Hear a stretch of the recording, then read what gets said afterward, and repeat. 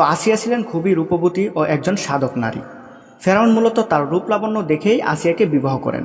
বিয়েতে প্রথমে আসিয়ার পরিবার রাজি ছিল না, কেননা ফেরাউনের জন্মের লজ্জাজনক ঘটনা তৎকালে সকল লোকেরাই জানত।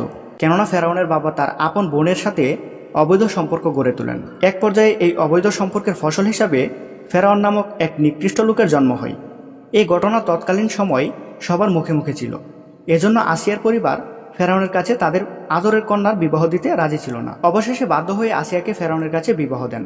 কিন্তু মহান আল্লাহ রাব্বুল আলামিনের ইচ্ছা ছিল ফেরাউনের মতো এক নাপাক খোদাদ্রোহী পুণ্যবতী জান্নাতি নারী আসিয়ার একান্ত সান্নিধ্য গ্রহণ করতে যেন না পারে। সেজন্য ঘটে যায় এক অলৌকিক ঘটনা।